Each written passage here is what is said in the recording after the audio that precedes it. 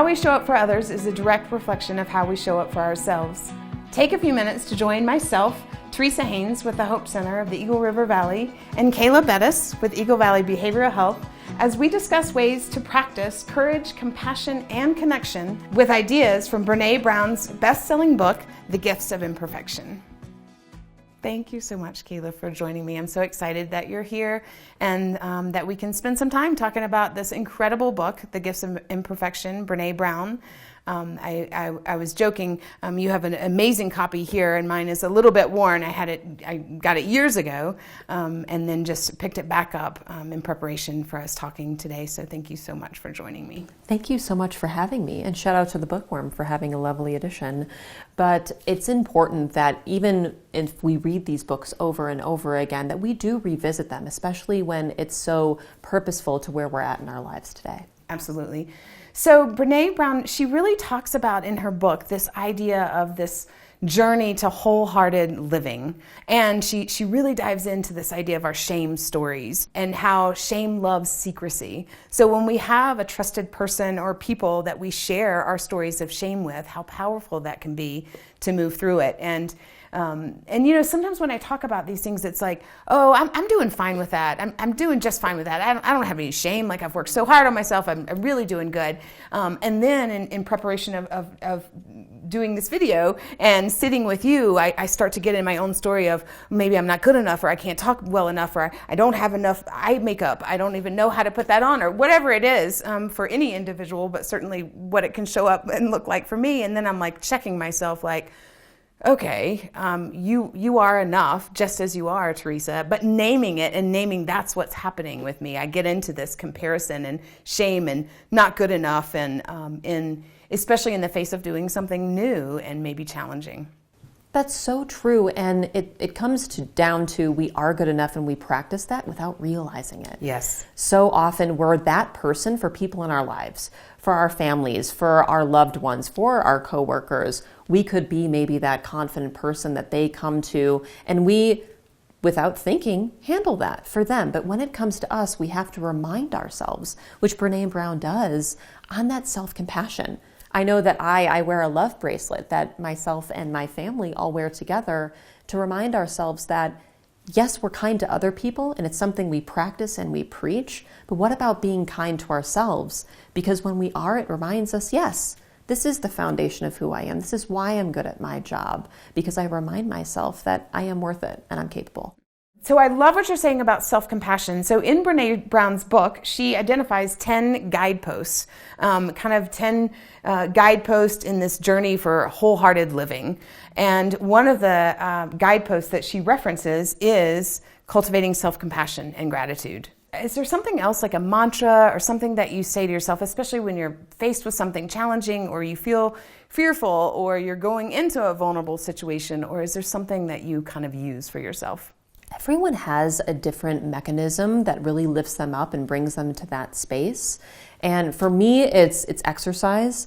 I love running to clear my mind. I love putting on a nostalgic playlist that brings me back to a time where I didn't have certain levels of responsibility that I do now. I didn't have the fear of making a mistake under this type of pressure at this phase in my life. And I can go back to that space of carefree clear-headedness with really enjoying the moment for what it is. But so often, and I know we tell this to our clients, affirmations are so powerful to remind ourselves of our own capabilities. Do you have one that you practice? Mine is really simple. When I am just like, going into a situation and my underarms are sweating and I'm gotta kind of work up to this courage or being in this place and for me, it's often really wanting to show up as who I am and not let all of this get in the way of doing that. And mine is, you got this, Teresa. You got this. And it's deep so breath. Simple. You got it. That's right. So another one of the guideposts I want to talk about is really about cultivating gratitude and joy. So letting go of scarcity and fear of the dark, as Brene Brown puts it. so eloquently in her book. So I love this idea of naming the fears, recognizing the fears, walking through the fears, sharing them with a trusted person as kind of a path to cultivate joy. It's a way to challenge them, like you said, giving them a name and confronting them in a safe space with a person, maybe with a shared experience. Because so often when we talk about fear, wanting to reach into gratitude, the person next to us very well could have gone through something quite similar. So if you have that bond and that relationship and you're able to talk about that connection, it makes it more realistic for what you're going through. So I really like a quote that Brene also shares in her book in terms of joy. It says, "Twinkle lights are the perfect metaphor for joy. Joy is not constant. It comes to us in moments, often ordinary moments. Sometimes we miss out on the burst of joy because we're too busy chasing down extraordinary moments." I love what she says about that, because I think so many of us can get caught up in this, well, it's just a normal day and nothing, we can just kind of go down that path of, there's not enough time, I didn't get everything done, and I didn't have enough to sleep, and I didn't have lunch today even because I was so busy. We can all get caught up in that, but really making a practice of capturing those moments of joy. So just on the fly, tell me something that brought you joy. Celebrating wins. Having that moment where your child can call you and say, "Oh my gosh, I finished this cross-country race and it was amazing," and living in that space with them rather than rushing on to the next thing. It's important to note that feelings of joy are because we also understand feelings of sadness. One complements the other. So we have to give space for both. And so often we get caught up in feeling in those negative moments because it takes that much more effort, rather than saying, I'm going to live in this joy right now and have that be the foundation of my day. So with that, also the same guidepost, she also talks about gratitude. I feel like gratitude is something we all read about, we've got journals about that we've never used. So I have a really good friend who has a giant jar that she starts on New Year's Day, every day, and puts one thing in every day that she's grateful for, and the entire family does it. At the end of the year, the New Year's Eve celebration is to take all of those out and to read them. I think it's an amazing idea. And I have not done it. I think it's an amazing idea. It's on my to-do list, but I haven't done it. So why are we even talking about this? What is even important about this? Why is this even meaningful?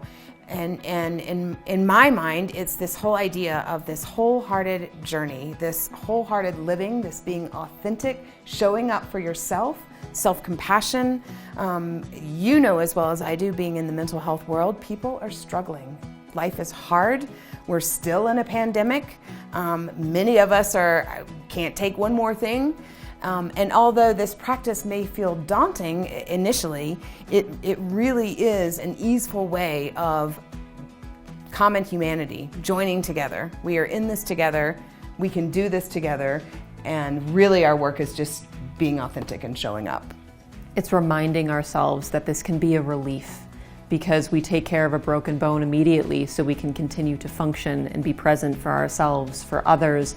We need to do the same thing when it comes to our mental and behavioral health, so we can continue to be our best wholehearted self and really practice that authenticity across the board.